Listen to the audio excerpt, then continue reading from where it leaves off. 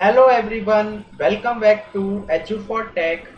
सो ये हमारा subject renewable source of energy चल रहा है, जिसका ये लेक्चर नंबर 7 है। तो इससे पहले 6 लेक्चर्स ऑलरेडी अपलोडेड हो चुके हैं, तो आप उनको जरूर से जरूर देखें ताकि आपको एग्जाम में कोई भी प्रॉब्लम ना आए। तो आज का जो हमारा टॉपिक रहेगा वो रहेगा भी आपका फ्यूल सेल। ठीक है, तो हम लोग देखेंगे कि फ्यूल सेल के बारे में जानेंगे। जो भी यहाँ पे इंपॉर्टेंट आपकी थ्योरी है फ्यूल सेल से, वो हम लोग क्या करने वाले हैं, यहाँ पे डिस्कस करने वाले हैं। ये हमारा टेलीग्राम चैनल है, आप हमारे टेलीग्राम चैनल को ज्वाइन कर लीजिए ताकि आपको सारी सेशन की पीडीएफ को यहाँ से आप लोग क्या कर सकते हो, करेक्ट कर सकते हो।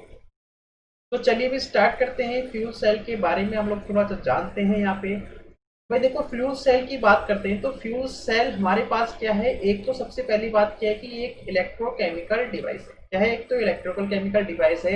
और यहाँ पे क्या होता है कि जो भी मेरी केमिकल एनर्जी, जो भी मुझे केमिकल एनर्जी मिलती है वो डायरेक्टली कन्वर्ट हो जाती है किसमें, इलेक्ट्रिकल पावर में। और बीच में कोई भी थर्मल स्टेजेस वगैरह यहाँ पे देखने को नहीं मिलती है। मतलब क्या है कि एक मेरे पास फ्यूल सेल, तो फ्यूल सेल बेसिकली हमारे लिए क्या है, एक ऐसा डिवाइस है। क्या भी हमारे पास एक ऐसा डिवाइस होता है जो क्या करता है, यूटिलाइजेशन करता है किसका, केमिकल एनर्जी का।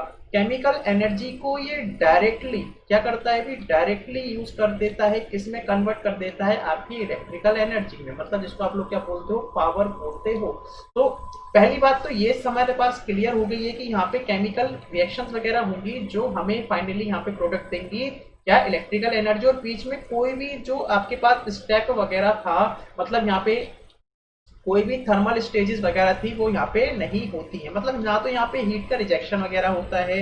ठीक है, तो अगर यहाँ पे कोई भी थर्मल स्टेजेस नहीं हो रही है, मतलब क्या है कि हम लोग कह सकते हैं कि यहाँ पे कोई लॉस नहीं हो रहा है। और अगर लॉस नहीं हो रहा है तो इसका मतलब क्या है कि कार्नोट क्या कहते थे, कार्नोट ये बोलते थे according to second law of thermodynamics कि कोई भी मशीन है, कोई भी डिवाइस है, उसमें क्या होता है, हीट का लॉस होता ही होता है। अदरवाइज उसकी जो एफिशिएंसी निकल कर आती है वो 100% निकलती है, और प्रैक्टिकली ऐसा पॉसिबल नहीं होता। और ये हमारे पास जो इलेक्ट्रोकेमिकल डिवाइस है ये तो एक प्रैक्टिकल डिवाइस है। तो इसलिए यहाँ पे क्या कह सकते हैं कि यहाँ पे आप देख सकते हो कि ये क्या है, रेस्ट्रिकेट करता है इसको, कार्नोट एफिशिएंसी को। क्योंकि यहाँ पे क्या हो रहा है कि आपके पास जो कन्वर्जन हो रहा है वो डायरेक्टली केमिकल से इलेक्ट्रिकल में हो रहा है। और यहाँ पे कह सकते हैं कि जो थियोरेटिकली कन्वर्जन एफिशिएंसी हो गई वो कितनी हो गई, यहाँ पे 100% तक पहुंच गई। क्या हो गई भी, 100% तक पहुंच गई।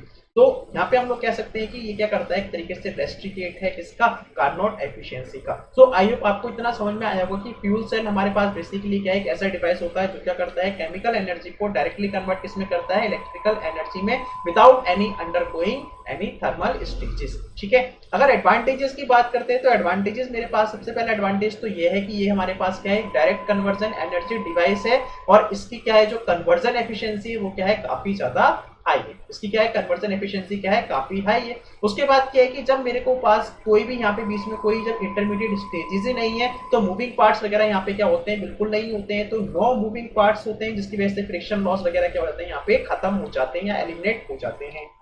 उसके बाद जो नेक्स्ट मेरे पास जो पॉइंट आता है वो ये आता है कि almost zero noise and vibration. भाई मूविंग पार्ट्स ही नहीं है तो वाइब्रेशन वगैरह भी यहाँ पे क्या होगी, चीजें खत्म हो गई। और यहाँ पे क्या है, जो इसकी जो लाइफ स्पैन होती है वो क्या रहती है, हाई रहती है। ये क्या है, इसकी एडवांटेज है। अगर डिसएडवांटेज की बात करता हूं तो जो भी हमारे पास फ्यूल सेल होता है वहां पे हम लोग जो फ्यूल यूज करते हैं वो बेसिकली क्या होता है, हाइड्रोजन गैस होती है। और जो हाइड्रोजन होता है वो कैसा होता है, वो एक्सप्लोसिव नेचर का होता है। तो उसकी स्टोरेज में जो दिक्कत आती है वो क्या, एक तरीके से सीरियस प्रॉब्लम है। अगर एक्सप्लोड हो गया तो ये क्या हो सकता है भी, बिल्कुल हार्मफुल है हमारे लिए। ठीक है, सेकंड मेरे पास पॉइंट आता है कि जो इसकी कॉस्ट इफेक्टिवनेस है वो क्या होती है, वो क्या होती है, यहाँ पे कह सकते हैं भी, यहाँ पे लो होती है। कॉस्ट इफेक्टिव मतलब क्या है कि कॉस्ट कह सकता हूँ कि जो इनपुट है, जो कॉस्ट आ रही है वो ज्यादा है, लेकिन जो इफेक्टिवनेस हमारे पास जो रिटर्न आ रहा है वो क्या है, यहाँ पे लो है। तो ये क्या भी इसकी डिसएडवांटेजेस है। ठीक है, सो अब बेसिकली अगर हम देखा जाए तो यहाँ पे आप लोग एक वर्किंग प्रिंसिपल समझ लो। ये सारा का सारा वर्किंग प्रिंसिपल जो भी हम लोग इसके टाइप्स देखने वाले हैं वो वहाँ पे एप्लीकेबल हो जाएगा। वर्किंग सेम रहेगी, बस चीजें क्या होंगी, थोड़ी बहुत चेंज होंगी। तो मैं समझाता हूँ यहाँ पे होता क्या है। भाई हमारे पास क्या है, फ्यूल सेल। तो फ्यूल सेल बेसिकली क्या करता है कि जो भी हमारे पास केमिकल एनर्जी है, केमिकल एनर्जी को डायरेक्टली कन्वर्ट किसमें कर देता है, इलेक्ट्रिकल पावर में है। अब ये कैसे करता है, तो देखो हमारे पास क्या होता है, यहाँ पे फ्यूल होता है। तो फ्यूल को हमने बोल दिया भी हमारे पास क्या है, H2 रहती है। फिर हमारे पास यहाँ पे क्या होती है, एयर होती है, या फिर आप इसको O2 बोलते हो। तो होता क्या है कि हमारे पास अब इस बीच में क्या होगा, हमारे पास इस बीच में ये हमारे पास क्या है भी, फ्यूल सेल है। ये हमारे पास क्या है, फ्यूल सेल है। तो यहाँ से मैं इनपुट दे रहा हूँ, यहाँ से मेरे पास एक इनपुट ये आ रहा है, एक इनपुट मेरे पास क्या आ रहा है, ये आ रहा है। अब हम क्या करेंगे, यहाँ पे टर्मिनल्स में क्या कर देंगे, एक सर्किट लगा देंगे। क्या लगा देंगे, एक सर्किट लगा देंगे। एक सर्किट लगाने से क्या होगा, हमारे पास जब ये जो इनपुट है और ये जो ऑक्सीजन है, जब आपस में रिएक्शन होगी इन दोनों की, तो यहाँ पे क्या होगा, आपके पास ये जो लोड लगा हुआ है, यहाँ पे क्या होगा भी, करंट का फ्लो होने लगेगा। और यहाँ पे आपको क्या मिलने लगेगी, पावर यहाँ पे देखने को मिलती है। और नीचे क्या होता है, आपके पास ये जो वाटर है, ये वाटर मेरे पास क्या है, एक तरीके से रेजिड्यू क्या है, हमारे पास एक तरीके से रेजिड्यू मेरे पास क्या है, एक तरीके से ये रेजिडुअल है, या रेजिड्यू बोल दो, आप कुछ भी बोल दो इसको। ये हमारे पास क्या एक तरीके से आउटपुट मिल रहा है। तो ये हमें रिक्वायर्ड नहीं है, बट स्टिल क्या होता है, ये फॉर्म होता है। ठीक है, तो हम लोग को जो आउटपुट, मेनली हमारा जो आउटपुट है वो क्या है भी, ये वाला बॉक्स है ना, ये वाला जो पार्ट आपको दिख रहा है, ये हमारे पास क्या है भी, आउटपुट है। ये वाला जो हिस्सा है, ये हमारे पास क्या रहेगा भी, आउटपुट रहेगा। तो ये हमारे पास क्या रहेगा भी, इलेक्ट्रिकल आउटपुट। ये हमारे पास क्या रहेगा, इलेक्ट्रिकल आउटपुट। तो जो भी आपकी केमिकल रिएक्शन होगी, जो भी आपकी केमिकल रिएक्शन होगी, वो कहां पर होगी, इस फ्यूल सेल के अंदर होगी। ये हमारे पास क्या होगा भी, केमिकल रिएक्शन यहाँ पे होने वाली है। ठीक है, और इस तरीके से हमारे पास किसके ऊपर रखा है, किसी बेस के ऊपर रखा है। तो थियोरेटिकली अगर मैं एफिशिएंसी की बात करता हूं, तो ये 100% तक रीच कर सकती है। ठीक है, तो इतना आपको समझ में आया होगा। अब इसमें क्या होते हैं, बेसिक कुछ पार्ट्स होते हैं, उसके हम लोग देखते हैं कि यहाँ पे क्या क्या चीज की रिक्वायरमेंट होती है। सबसे पहले मेरे पास क्या रहेगा भी, इलेक्ट्रोलाइट होना चाहिए। इलेक्ट्रोलाइट क्या है, एक तरीके से हमारे पास मीडियम है जो इस फ्यूल सेल के अंदर रहेगा। तो इलेक्ट्रोलाइट की जो खासियत है, जो उसकी डिजायर्ड प्रॉपर्टीज हैं, हम लोग क्या चाहते हैं कि जो मेरे पास जो इलेक्ट्रोलाइट हो, वो कैसा हो भी, उसमें क्या हो, इंसुलेशन की प्रॉपर्टी हो। लेकिन इंसुलेशन किसके लिए वो करे, इलेक्ट्रॉन्स। मतलब क्या है कि इलेक्ट्रॉन्स के फ्लो को तो क्या करे, इंसुलेट करे, उसको रोके, लेकिन आयंस के फ्लो को क्या कर दे भी, आगे मूव करने दे। तो कंडक्टर किसके लिए बन जाएगा, इलेक्ट्रोलाइट, आयंस के लिए। और जो इंसुलेटर हो जाएगा मेरे पास किसके लिए भी, इलेक्ट्रॉन्स के लिए। सेकंड मेरे पास क्या होता है, सेकंड मेरे पास जो यहाँ पे देखने को मिलेगा आपको, आप करोगे यहाँ पे इलेक्ट्रोड। तो इलेक्ट्रोड मेरे पास एनोड कैथोड ये होती है। तो इलेक्ट्रोड की अगर हम बात करते हैं, तो इलेक्ट्रोड क्या होगी भी, इंसुलेटर किसका काम करेगी, आयंस के लिए। तो आयंस को तो ये जाने नहीं देगी इलेक्ट्रोड, लेकिन क्या है, इलेक्ट्रोड को जाने देती है, इलेक्ट्रॉन्स को जाने देगी और आयंस को नहीं जाने देती। और एक चीज और ध्यान रखने की, जो इलेक्ट्रोड है वो कैसे होनी चाहिए, हाई टेम्परेचर रेजिस्टेंस होना चाहिए। मतलब क्या है कि हाई टेम्परेचर पर क्या कर सके, ये विदस्टैंड कर सके। ठीक है, तो इतना आपको क्लियर रहेगा। तो ये हमारे पास प्रॉपर्टी। अब सब कहोगे कि सर ये आप हमें आयंस और इलेक्ट्रॉन्स के बारे में क्यों बता रहे हो। ठीक है, तो बेसिकली हमारे पास क्या होता है, अगर हम थोड़ी सी इसकी वर्किंग के बारे में जाने, अब इसका कंस्ट्रक्शन वगैरह हम लोग यहाँ पे समझ लेते हैं पूरा तरीके से। चलो देखो, इसी में समझा देता हूँ सारा कुछ। ठीक है, आपके पास ये थ्योरी आएगी, आप समझ सकते हो यहाँ पे। अब देखो इसमें होता क्या है हमारे पास। ठीक है, हमारे पास होता क्या है, ये तो हमारे पास क्या है, फ्यूल का इनलेट है। यहाँ से हम लोग क्या कर रहे हैं, फ्यूल भेज रहे हैं, और यहाँ से हमारे पास के जरिए ऑक्सीजन की सप्लाई आ रही है। ठीक है, ये दोनों आ रही है। अब आपको ये दिख रहा होगा, ठीक है, ये आपको दिख रहा होगा कि एक इलेक्ट्रोड तो मेरे पास ये है, एक इलेक्ट्रोड तो हमारे पास भी ये वाली इलेक्ट्रोड हो गई। ठीक है, और एक इलेक्ट्रोड मेरे पास क्या है, ये वाली। ठीक है, एक इलेक्ट्रोड मेरे पास क्या है, ये वाली। तो मेरे पास क्या है, दो इलेक्ट्रोड है, दो इलेक्ट्रोड है मेरे पास। ठीक है, अच्छा, इसके बीच में हमने क्या भर रखा है, ये जो बीच में आपको दिखाई दे रहा है एरिया, ये हमारे पास क्या है, इलेक्ट्रोलाइट। तो इतने हिस्से में हमारे पास क्या जाएगा भी, इलेक्ट्रोलाइट आ जाएगा। ठीक है, इलेक्ट्रोलाइट आ जाता है। सही है, चलो आगे देखते हैं। अब होता क्या है हमारे पास, यहाँ पे हमारे पास भी एक टर्मिनल होता है एनोड, एक हमारे पास क्या होता है, कैथोड। तो एनोड कौन सा टर्मिनल है मेरे पास, ये जो नेगेटिव इलेक्ट्रोड है इसको मैंने क्या बोल दिया, एनोड। और ये जो मेरे पास पॉजिटिव इलेक्ट्रोड है इसको हमने क्या बोल दिया, यहाँ से इलेक्ट्रोड। ठीक है, तो पॉजिटिव वाला मेरे पास क्या है, कैथोड है, और नेगेटिव वाला मेरे पास क्या है, इलेक्ट्रोड है। यहां तक बात क्लियर है। अब होता क्या है मेरे पास, अब होता क्या है कि जैसे ही मेरे पास ये जो फ्यूल है, जो मेरे पास फ्यूल क्या करता है भी, एंटर करता है कहां पे, जो फ्यूल है मेरे पास एंटर करता है कहां पे, एनोड पे। तो जब ये फ्यूल एनोड पर एंटर करेगा, तो फ्यूल मेरे पास क्या है, H2। तो H2 क्या हो जाता है, ब्रेक हो जाता है किस किस में, आपके पास H आयंस में, और मेरे पास किसमें भी, इलेक्ट्रॉन्स में। तो इलेक्ट्रॉन्स और H आयंस में क्या हो जाता है, ब्रेक हो जाता है। तो इसको अगर बैलेंस करना चाहो तो आप इसको इस तरीके से लिख सकते हो। ठीक है, ये मेरे पास होगी बैलेंस रिएक्शन होगी। तो अब ये जो H आयन है, अभी मैंने आपको बताया था कि जो इलेक्ट्रोलाइट हम लोग यूज करते हैं, जो इलेक्ट्रोलाइट हम लोग यूज करते हैं, क्या करेगा, ये किसको जाने देगा, ये कहेगा कि आयंस आप तो इस मेरे से पास हो जाओ, लेकिन जो इलेक्ट्रॉन्स है उसको मैं यहाँ से पास नहीं होने दूंगा। तो इलेक्ट्रोलाइट क्या करेगा, इलेक्ट्रोलाइट क्या करेगा कि ये जो मेरे पास H आयन और इलेक्ट्रॉन्स आए हैं तो इससे सिर्फ और सिर्फ क्या करेगा, H आयन को परमिट है। तो इस इलेक्ट्रोड से क्या होगा, आपके पास ये जो H आयन से ये आगे ट्रेवल कर जाएंगे किसके पास, इस वाली इलेक्ट्रोड पर चले जाएंगे। और लेकिन क्या है कि आपके पास जो इंसुलेशन काम किसके लिए कर रहा है, इलेक्ट्रॉन के लिए। इसका मतलब क्या है कि इलेक्ट्रॉन से पास नहीं हो रहा। अभी हमने थोड़ी देर पहले प्रॉपर्टी देखी थी किसकी, इलेक्ट्रोड की भी प्रॉपर्टी देखी थी। तो इलेक्ट्रोड क्या था, आयंस को जाने नहीं देता, आयंस को नहीं जाने देगा, किसको ट्रेवल करने देगा, सिर्फ और सिर्फ इलेक्ट्रॉन्स को। तो इलेक्ट्रॉन कहेगा कि ठीक है इलेक्ट्रोलाइट आपने हमें जाने नहीं दिया, तो हम क्या करेंगे, हम लोग इलेक्ट्रोड के साथ चले जाएंगे। तो इलेक्ट्रोड की वजह से क्या हो रहा है, ये जो आपके पास इलेक्ट्रॉन से क्या करेंगे भी, यहां से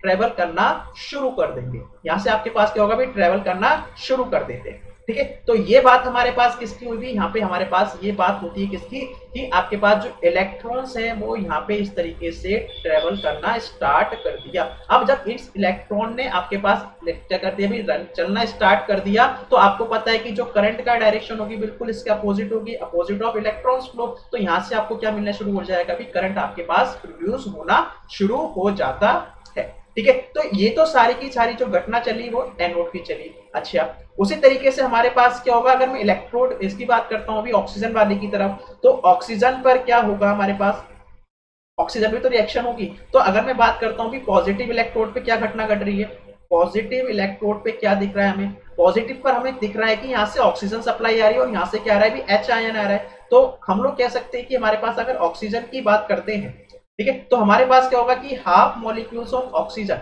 जब ये आपके पास इलेक्ट्रॉन यहाँ पे पहुंचेगा, जब आपके पास ये दो इलेक्ट्रॉन्स क्या है भी ट्रेवल कर रहे होंगे इस एंड से, इस एंड से यहाँ पर पहुंचेंगे, तो क्या होगा, ऑक्सीजन के साथ रिएक्ट करेगा। तो जब ये ऑक्सीजन के साथ रिएक्ट करेगा तो यहाँ से क्या बन जाएगा आपके पास, यहाँ से हमारे पास क्या बन जाता है भी, O2 नेगेटिव आयन बन जाएंगे। क्या बन जाएंगे, O2 मतलब ऊपर क्या है भी 2 नेगेटिव है। अब ये क्या करेगा, ये O2 नेगेटिव फर्दर किससे रिएक्ट करेगा, आपके पास 2H आयन से रिएक्ट करेगा।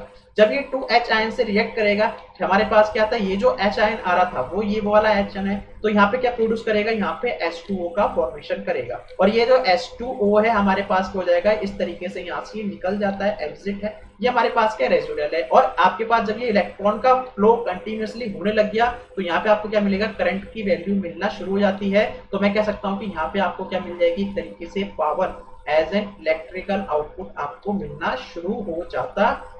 ठीक है, एज एन, और यहाँ पे क्या देखने को मिल रहा है कि अगर मुझे रिएक्शन को फास्ट कराना है तो हम लोग यहाँ पे एक कैटलिस्ट यूज करते हैं और उसका नाम क्या है, प्लेटिनम। यहाँ पे क्या है भी, हमारे पास एक कैटलिस्ट है जिसका नाम क्या है, प्लेटिनम है। सो आई होप आपको अब समझ में आ गया होगा कि एनोड में क्या होता है और इलेक्ट्रोड जो पॉजिटिव है जिसको आप लोग क्या बोलते हो भी, कैथोड।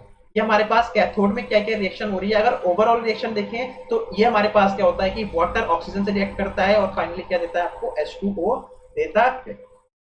ठीक है, तो ये जो वर्किंग अब यहाँ पे आप फटाफट इसको एक बार चलो रीड कर लेते हैं एक बार, तो मैं आपको समझा देता हूँ इसमें क्या क्या लिखा है। भाई जो फ्यूल होता है वो सप्लाई करते हो आप कहाँ से, नेगेटिव इलेक्ट्रोड से, जिसको आपने क्या बोला है, एनोड। जबकि मेरे पास जो ऑक्सीडेंट होता है, जो ऑक्सीजन होती है, वो सप्लाई होती है कहाँ से, पॉजिटिव इलेक्ट्रोड से, जिसको आप लोगों ने क्या बोला है, कैथोड। फिर जो फ्यूल है वो जनरली क्या होता है, आपके पास हाइड्रोजन होता है। यहाँ पे क्या करते हो आप, इसको सप्लाई करते हो एनोड से, और यहाँ पे कैटेलिक एक्शन होने की वजह से हम लोग क्या करते हैं, कैटलिस्ट यूज करते हैं प्लेटिनम को। और ये जो इलेक्ट्रोड होती है वो कैसी होती है, पोरस होती है। इलेक्ट्रोड कैसी होती है, पोरस होती है। तो पोरस रखने का कह सकते हैं हमारे पास जो एडवांटेज वो ये है कि यहाँ पे जो आयंस होते हैं वो आसानी से क्या हो जाते हैं, डिसोसिएट हो जाते हैं। हमारे पास जो पोरस रखने का जो कह सकता हूँ जो फायदा है वो क्या है कि आयंस क्या हो जाते हैं यहाँ पे, डिसोसिएट इजीली, आसानी से हो जाते हैं। ठीक है, आसानी से टूट जाते हैं। ठीक, तो और हाइड्रोजन स्प्लिट हो जाता है किसमें, H आयंस और इलेक्ट्रोड में। अब ये जो इलेक्ट्रोलाइट हम लोग यूज करते हैं वो फ्यूल सेल में वो हो सकता है भी एल्कलाइन टाइप हो सकता है या फिर एसिडिक टाइप हो सकता है ना, दोनों टाइप के हम लोग देखेंगे। एल्कलाइन टाइप का हो सकता है या फिर एसिडिक टाइप हो सकता है। लेकिन क्या है कि पोरस मीडियम होने की वजह से इलेक्ट्रोलाइट का जो फ्यूल गैस होती है ये इलेक्ट्रोलाइट के कांटेक्ट में आती है और इलेक्ट्रोकेमिकल रिएक्शन यहाँ पे हो जाती है। ठीक है, इलेक्ट्रोकेमिकल रिएक्शन हो जाती है। उसके बाद क्या होता है कि जो इलेक्ट्रॉन जनरेट होता है वो एनोड में फ्लो कर जाता है एक्सटर्नल सर्किट से, जहां पे क्या होता है, लोड लगा होता है कैथोड की तरफ, और H आयंस क्या कर जाते हैं, माइग्रेट कर जाते हैं इस इलेक्ट्रोलाइट के थ्रू। अब क्या होता है कि जैसे ही आपके पास ये जो जो H आयन से क्या करते हैं, जब कैथोड पर पहुंचते हैं तो ये क्या बना लेते हैं, ऑक्सीजन से रिएक्ट करते हैं और वाटर का फॉर्मेशन कर देते हैं। ठीक है, तो इस तरीके से आप देख सकते हो हमारे पास क्या भी, इस तरीके से आप देख सकते हो कि कैथोड, ये हमारे पास एनोड है, और यहाँ पे क्या हो रहा है भी, इस तरीके से आपके पास इलेक्ट्रॉन फ्लो कर रहे थे। ठीक है, और आपके पास ये करंट मिल रहा है, तो देख सकते हो कि एनोड पे रिएक्शन क्या होगी, हमारे पास H2 2H ion plus 2E, और कैथोड पर क्या होगी, आपके पास ये रिएक्शन हो जाएगी और यहाँ से आपको क्या मिल जाता है, वाटर मिल जाता है। अगर मैं ओवरऑल रिएक्शन की बात करता हूँ तो ओवरऑल मेरे पास क्या रिएक्शन देखने को मिलती है कि H2 प्लस हाफ O2 मुझे क्या देते हैं भी, वाटर देते हैं। अब अगर बात करूं आपके फ्री पॉइंट ऑफ व्यू से, तो फ्री पॉइंट व्यू से आपके पास ये रिएक्शन इतनी इंपॉर्टेंट नहीं है। आपके पास सिंपली क्या पूछ सकता है कि इलेक्ट्रोलाइट हम लोग जो यूज करते हैं वो किस टाइप का यूज करते हैं, या उसका फंक्शन क्या होता है, या वो किसके लिए इंसुलेशन का काम करता है, किसके लिए कंडक्टर का काम करता है। आपसे बस यही क्वेश्चन इससे बन सकता है। ठीक है, तो ये वर्किंग है, आप देख सकते हो। उसके बाद अब जो नेक्स्ट हमारे पास आता है कि क्लासिफिकेशन, है ना। क्लासिफिकेशन की बात हम लोग कर लेते हैं। तो क्लासिफिकेशन में देखते हैं हमारे पास बेसिकली हम लोग 4 टाइप के देखने वाले हैं यहाँ पे। तो सबसे पहला मेरे पास क्या आता है, phosphoric acid fuel cell. Phosphoric acid fuel cell, जिसको आप लोगों ने क्या बोल दिया भी, PaCFC। अब यहाँ पे जो वर्किंग है, जो आपके पास जो वर्किंग है वो तो सेम है, जो वर्किंग प्रिंसिपल है वो क्या है, सेम होने वाली है। कंस्ट्रक्शन भी आपके पास सेम होने वाला है, बस यहाँ पे चेंज क्या हो सकता है, यहाँ पे आपका कैटलिस्ट चेंज हो सकता है, यहाँ पे आपके पास इलेक्ट्रोलाइट चेंज हो सकता है। ठीक है, तो यही आपके पास चेंज होंगे, अदरवाइज वर्किंग तो क्या है, सेम। तो सबसे पहली बात करते हैं कि फॉस्फोरिक एसिड फ्यूल सेल के बारे में। तो ये हमारे पास क्या कि first practical application fuel cell है, जिसको यूज किया गया था इनिशियल स्पेस मिशन में फॉर पावरिंग स्पेस व्हीकल। ठीक है, हाइड्रोजन यहाँ पे क्या करते हो आप, फ्यूल की तरह यूज करते हो, ऑक्सीजन यहाँ पे ऑक्सीडेंट की तरह यूज करते हैं, और जो प्लेटिनम है वो क्या होता है भी, यहाँ पे कैटलिस्ट की तरह यूज होता है। लेकिन यहाँ पे अगर मैं एफिशिएंसी की बात करता हूं तो वो क्या रहती है, काफी कम रहती है, और पावर डेवलपमेंट भी क्या रहता है, यहाँ पे कम रहता है ना, लेस रहता है। तो ये रिएक्शन तो अभी हम लोगों ने देखी है, ये रिएक्शन तो बिल्कुल बिल्कुल सेम। ठीक है, तो मैंने आपको बोला कि आपके फ्री पॉइंट ऑफ व्यू से आपके पास रिएक्शन को इतना इंपॉर्टेंट नहीं है। हाँ, जब कन्वेंशनल के लिए आएगा आपके पास ESE का, उसी के लिए इंपॉर्टेंट है। उसके बाद जो नेक्स्ट टाइप का आता है मेरे पास, सेकंड टाइप का आता है भी एल्कलाइन फ्यूल सेल। क्या आता है मेरे पास, एल्कलाइन फ्यूल सेल। तो एल्कलाइन की हम लोग बात कर लेते हैं। तो ये हमारे पास क्या है कि ऐसा फर्स्ट टाइप है जो हम लोगों ने अभी देखा फॉस्फोरिक टाइप वाला, उसके बाद हमने यूज किया, और ये स्पेस प्रोग्राम में हमने बनाया है, जिससे आप देख सकते हो भी अपोलो सीरीज जो चली थी मिशन की, वहां पर। ठीक है, तो इसमें क्या होता है, हमारे पास जो एक्वस सॉल्यूशन होता है किसका, KOH का, हम उसको यहाँ पे इलेक्ट्रोलाइट की फॉर्म में यूज करते हैं। तो इलेक्ट्रोलाइट हमारे पास क्या हो गया अभी, यहाँ पे हमारे पास जो इलेक्ट्रोलाइट आ गया वो क्या हो गया अभी, KOH का, और KOH में भी कौन सा वाला, हमारे पास एक्वस फॉर्म वाला। ठीक है, और जो कैटलिस्ट है यहाँ पे, जो यहाँ पे कैटलिस्ट है वो कौन सा लिया है, यहाँ पे प्लेटिनम का ना लेके कौन सा लिया है, पैलेडियम का लिया है ना, कौन सा लिया है अभी, पैलेडियम का लिया है।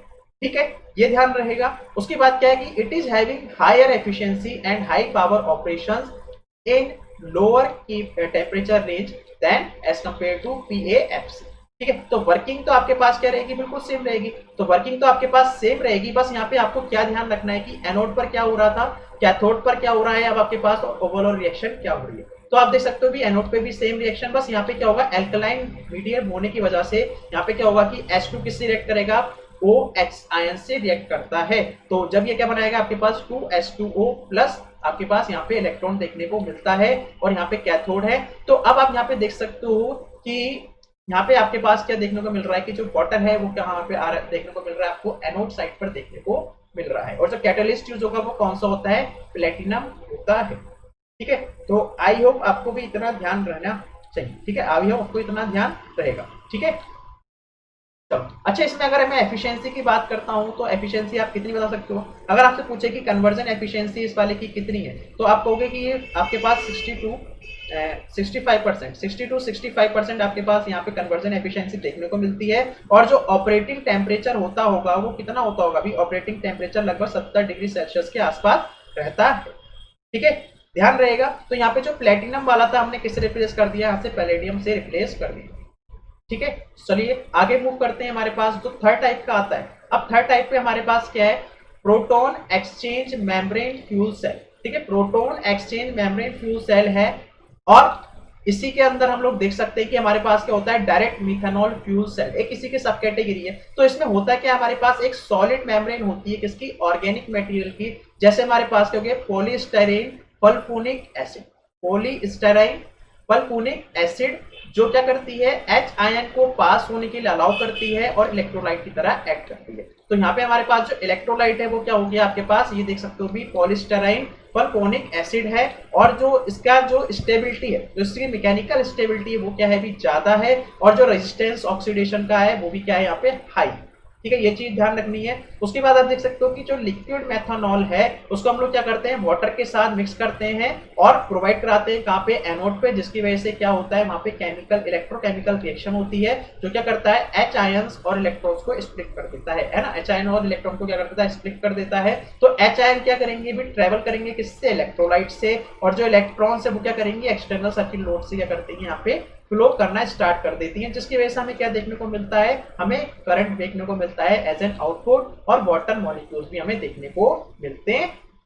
ठीक है, अब यहाँ पे क्या देख सकते हो भी, आप देख सकते हो कि यहाँ पे अगर कन्वर्जन एफिशिएंसी की बात करता हूँ तो वो कितनी रहती है भी, 55 to 60% रहती है। अगर मैं बात करूँ कि इसके टेम्परेचर ऑपरेटिंग क्या रहती है, रेंज क्या रहती है भी, 20 to 50 डिग्री सेल्सियस लोअर होती है, किससे, AFC से, जो भी देखा था एल्कलाइन वाला। और अगर यहाँ पे देखा जाए तो यहाँ पे कुछ फुल फॉर्म्स है तो आप याद कर सकते हो। Fuel cell based electric vehicle में हम लोग क्या करते हैं, PEMC को यूज करते हैं, और DMFC को हम लोग कहाँ पे यूज करते हैं, पोर्टेबल इलेक्ट्रॉनिक डिवाइस में हम लोग यूज करते हैं। और अगर कैटलिस्ट की बात करते हैं तो कैटलिस्ट हम लोग कौन सा यूज करते हैं, यहाँ पे भी प्लेटिनम का यूज करते हैं। ठीक है, तो आई होप भी आपको ये चीज आपको इतना क्लियर हुआ होगा। ठीक है, तो ये आपको भी क्लियर हुआ होगा I hope.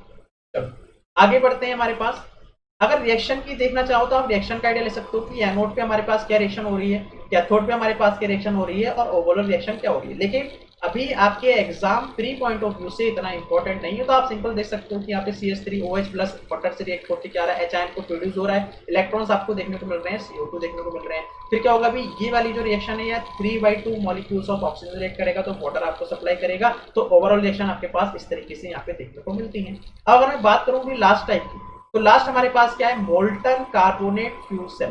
Molten carbonate fuel cell है, तो मोल्टन कार्बोनेट क्या है भी, एल्कलाइन मेटल है। कौन कौन सा, सोडियम हो गया, फास्फोरस हो गया, लिथियम हो गया। मोल्टन या लिक्विड फेज में जिसको हम लोग क्या कहते हैं यहाँ पे, इलेक्ट्रोलाइट की तरह यूज करते हैं। तो हाईली रिएक्टिव नेचर का होता है ये, तो जो टेम्परेचर यहाँ पे हो सकता है भी इनके कार्बोनेट के मेल्टिंग पॉइंट से भी ऊपर जाता है। और अगर टेम्परेचर रेंज की बात करता हूँ तो 650 डिग्री सेल्सियस। कैटलिस्ट की बात करता हूँ तो यहाँ पे कोई भी कैटलिस्ट नहीं होता। अब आपसे पूछ सकता है कि हमने देखा कि जितने भी टाइप पे हमारे पास कैटलिस्ट थे हमने सब यूज किए, लेकिन इसमें क्या होता है, नो कैटलिस्ट इज रिक्वायर्ड। तो एक पॉइंट आपके लिए इंपॉर्टेंट बन जाता है। ठीक है, और उसके अभी यहाँ पे हो सकता है कि अगर इलेक्ट्रोलाइट की देखो तो पोरस निकल एलॉय का हम लोग यहाँ पे यूज करते हैं, और अगर सिनेमिक मैट्रिक्स हम लोग क्या करते हैं यहाँ पे यूज करते हैं, जो इलेक्ट्रोलाइट किसके बीच में रखा होता है, उनके इलेक्ट्रोलाइट के बीच में क्या रखा होता है, सिनेमिक मैट्रिक्स रखी होती है। सो आई होप यहाँ पे देख सकते हो कि यहाँ पे आप देख सकते हो कि कन्वर्जन देख सकते हो 60%, और एप्लीकेशन कहाँ पे 100 किलोवाट से 1000 किलोवाट पावर प्लांट पे हम लोग क्या करते हैं भी यूज करते हैं। ठीक है, सो पीवी सेल में आपको इतना ही देखना है। ठीक है, हमारे पास ये जो सेल थे हमारे पास, सॉरी पीवी सेल कह रहा हूँ, फ्यूल सेल है ना। फ्यूल सेल में हमें क्या करना है भी, सिर्फ और सिर्फ इतना ही पढ़ना है। सो आपको इतना अगर आइडिया रख लेते हो, यहाँ पे बस देखना क्या है कि कौन सा कैथोड है, कौन सा एनोड है, और यहाँ पे क्या होता है कि हमारे पास की अगर कैटलिस्ट यूज कर रहे हैं तो किस कौन सा वाला यूज कर रहे हैं, तो इतना आपको ध्यान रखना है। और किसके लिए इंसुलेटर का काम करता है, किसके लिए कंडक्टर का काम करता है, बस इतना ही। तो यहाँ से आपके पास थ्योरी पॉइंट ऑफ व्यू से ये इंपॉर्टेंट है। अब यहाँ से आपका एक सेशन और बच जाता है थ्योरी का, वो आपका है टाइडल एनर्जी। तो टाइडल एनर्जी भी हम लोग कवर कर लेंगे। तो अभी आपका कह सकता हूँ कि इन टोटल 8 लेक्चर्स में आपका पूरा रिन्यूएबल सोर्स ऑफ एनर्जी यहाँ पे कंप्लीट हो जाता है। और पीडीएफ वगैरह आप कहाँ से ले सकते हो, आप टेलीग्राम चैनल ज्वाइन कर लीजिए, वहाँ पे आपको सारी पीडीएफ मिल जाएंगी। ठीक है, सो बताइएगा जरूर कि कैसा लगा आप। तो ठीक है, सो चलिए, थैंक यू, और शेयर करते रहिए, सपोर्ट करते रहिए, और लाइक जरूर कीजिएगा। ठीक है, सही है, थैंक यू।